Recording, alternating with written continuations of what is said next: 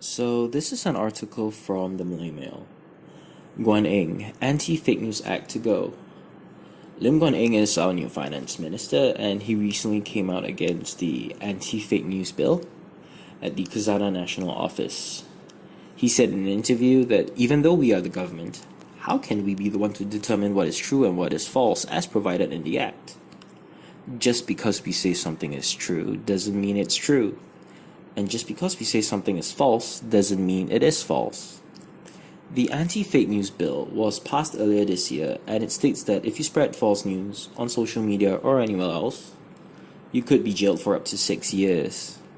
The problem with such a bill is summed up perfectly by Lim Guan Eng himself. Now, he said, "I can't put someone in jail for this. It is against the freedom of press and against the people's fundamental rights." I agree with this completely.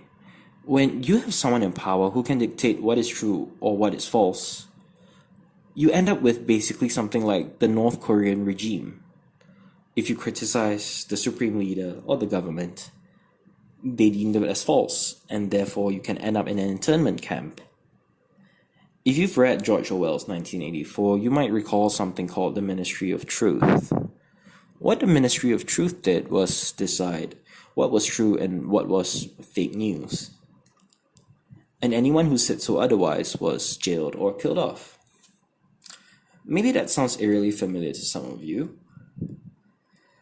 Now, do you see the problem with allowing a body of power to dictate what is true and what is not?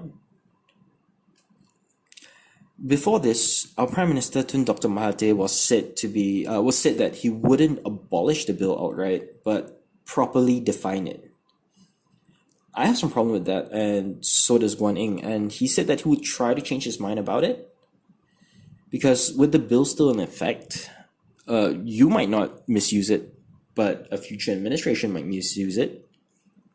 I hope that Tun Dr. Mahathir would eventually change his mind regarding this issue, because I for one believe that free speech should be something absolute and without censorship. And maybe with like a few restrictions. For example, you can't advocate for violence or cause panic by yelling fire in a crowded area. That really should be illegal. And if you commit slander or defamation, you can handle that in court and go ahead and sue. However, if you want to express racist, homophobic, or just horrible remarks about something, you absolutely should be able to do that without having the fear of going to jail. Let people ridicule them and correct them on their own time. Because if you end up censoring people, sometimes you might end up making that news even more widespread than you intended to. For example, like the 1MDB scandal was heavily suppressed by our government. Wasn't mentioned at all in television. It was called fake news. People ended up sharing it over social media.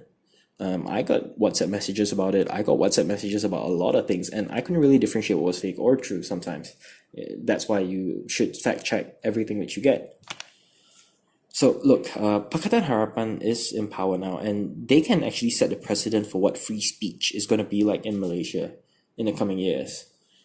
Under the last administration, there was a lot of restriction on the freedom of press and the freedom of speech. The Sarawak report, for example, was declared false and inaccessible to all Malaysians. And you see, this is the fundamental problem with the fake news bill. It allows people in power to get away with whatever they want. Because if they deem it false, they'll just censor it, and no one can hear about it. So, ubala, this fake news bill really has to go.